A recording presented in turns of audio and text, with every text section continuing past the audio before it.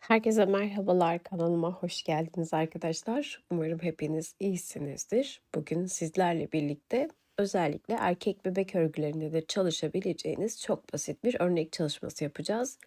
Bunun için elinizde hangi kalınlıkta yün varsa hepsiyle çalışabilirsiniz. Benim bebek yünüm ve 3 numara misina şişim var. Örneğimin bir tane deseni için toplam 6 adet ilmek atıyoruz. Altının katlarında ilmek sayımızı attıktan sonra sonuna artı 3 tane ilmek ekliyoruz modeli tamamlamak için. Daha sonra da kenar ilmeklerimizi ekliyoruz. Ben de sizlerle birlikte toplam 2 desen çalışması yapacağım. 17 tane ilmek atıyorum şişime. Haraşo örgü veya istediğiniz bir lastik örgüyü yaptıktan sonra örneği ön yüzden kurmaya başlıyoruz. Kenar ilmeğimi örmeden aldım.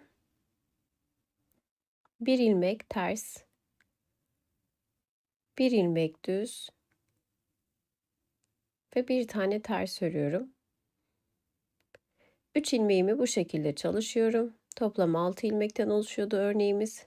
Kalan 3 tanesini de düz olarak çalışıyorum ve 6 ilmekli bir tane desenimin açılımı bu şekilde oluyor. İkinci desene geçiyorum. Yine bir ters, bir düz ve bir adet ters örüyorum. 3 ilmeğimi böyle ördükten sonra kalan 3 ilmeğimi düz olarak çalışıyorum. Sıra sonuna kadar bu tekrarla ilerliyoruz ve en sona geldiğimde başlangıçta olduğu gibi bir ters, bir düz ve bir tane ters örüp modelimi tamamlıyorum. Kenar ilmeğimi ters örüp sıramı bitirip ikinci sıra tersine dönüyoruz. Kenar ilmeğimizden sonra görülen düz ilmeğimize Selanik batışı yapacağız. Yani normal bir alt boşluğuna, yani şöyle dibine değil de bir alt boşluğuna batarak, aslında tam dibine batarak oluşturuyoruz. Yine tersi ters örüyoruz. Selanik batışı yapacağımız düz ilmeğe geldiğimizde bir alt sıradaki boşluğa batıp yine bir düz, bir ters, bir düz örüyoruz. Görüldüğü gibi 3 adet tersim var ve yine lastik örgümüze geliyoruz. Düz ilmeği buradan değil de şuradaki boşluktan alacağız. Bir düz, bir ters ve yine dibine batarak aldığım bir düz. Devamında 3 ilmek ters ve yeniliyoruz. Bakın şöyle elinizle açtığınızda o dipteki boşluk gözüküyor. Tekrar bir ters ve yine dibine batarak aldığım bir düzüm. Devamında kenar ilmeğimi örüp ikinci sıramı da bitiriyorum. Üçüncü sıra yine birinci sırayla tekrar olacak. Bir ters. Buradaki düzümüzü normal alıyoruz. Yani alışınız nasılsa bir şey fark etmiyor. Bir düz ve bir ters. Devamında yine 3 ilmek düz. Bir ters, bir düz ve bir ters. Yine 3 ilmek düz. Ve yine bir ters, bir düz ve bir adet ters örüp kenar ilmeğimle birlikte üçüncü sıramı da kapatıyorum. Tersine dördüncü sıramıza dönüyoruz. Buradaki de tekrar sırası, yine kenar ilmeğimden sonra görülen düz ilmeğin hemen bir alt boşluğuna batıyoruz ve Selanik batışı yapıyoruz. Yine bir ters. Şöyle açıp baktığınızda bakın gözüküyor. Şuradaki boşluğa battım ve ördüm. Yine 3 ilmek ters.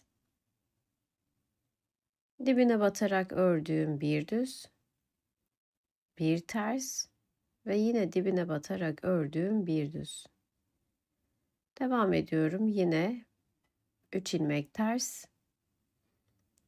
Yine bir düz, dibine batıyoruz. Tersinde düz ilmekleri dibine batarak alıyoruz. Her sıra aynı teknikle uyguluyoruz. Ve kenar ilmeğimle birlikte dördüncü sıramı da bitiriyorum. Beşinci sıra ön yüze geldik.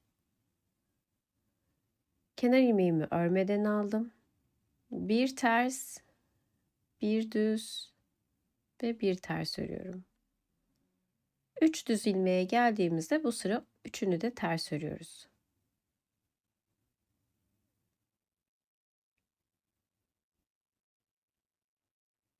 Yine bir ters, ikinci desene geçtik. Bir düz, bir ters ördük. 3 düzün üzerine yine 3 adet ters örüyoruz. Devam ediyorum. Yine bir ters, bir düz, bir ters ve kenar ilmeğimi örüyorum. Tersine 6. sıramıza dönüyoruz. Kenar ilmeğimizden sonra gelen bir düzümüzü Selanik batışı yapıp dibine batıyoruz. Bir ters örüyoruz ve yine Selanik batışlı bir düz yapıyoruz.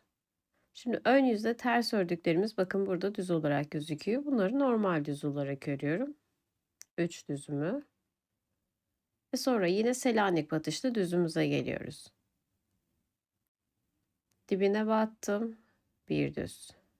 Bir ters ve yine dibine batarak ördüğüm bir düz. Buraya geldiğimizde yine 3 ilmek düz. Yani ön yüzde ters örgü görülsün diye bu şekilde yapıyoruz. Yine dibine battığım bir düz, bir ters ve yine dibine batarak aldığım bir düzüm. Daha sonra kenar ilmeğimi de örüp 6. sıramı da bu şekilde bitiriyorum. Toplam 6 sıradan oluşan bu kadar basit bir model.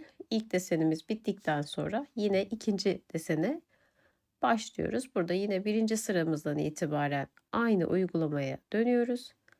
Şöyle yapacak olursak kenar ilmeğimizden sonra bir ters, bir düz, bir ters örüyoruz. Buradaki ters ilmeklerin üzerine yine birinci sırada yaptığım gibi 3 ilmek düz örüyoruz. Artık sıra boyu bu şekilde ilerleyeceğiz. Yine bir ters, bir düz, bir ters ve yine 3 ilmek düz. Yine bir ters, bir düz, bir ters ve kenar ilmeğimizi örüp sıramızı tamamlıyoruz. Bakın bu şekilde örnek oluşuyor ve şimdi bitmiş olan parçasını da sizlere göstereceğim. Daha önce bu modelin çalışmasını ben çok sıkça yaptım. Erkek bebek yeleklerine gerçekten çok yakışıyor. Daha önceki farkı buradaki Selanik batışıyla modele verilen ortadaki bu tek ilmeğin görüntüsü. Normalde biz buraya örmeden aldığımızda daha böyle düz bir ilmek çıkıyordu. O hali de güzel oluyor. Ama bu hali de farklı ve hoş duruyor. Özellikle bu örgü tekniği son zamanlarda erkek bebek yeleklerinde gerçekten çok şık durduğunu düşündüğüm için sizlerle birlikte ben de uygulamak istedim. Umarım beğenmişsinizdir arkadaşlar. Bir sonraki örnek videomuzda tekrar görüşmek üzere. Hoşça kalın, sağlıkla kalın. Kanalıma abone olmayı, yorum yapmayı ve beğenmeyi lütfen unutmayın. Her videoda yeni bir örnekle karşınızda olmaya çalışıyoruz arkadaşlar. O yüzden mutlaka desteklerinizi bu konuda bekliyoruz. Hoşça kalın.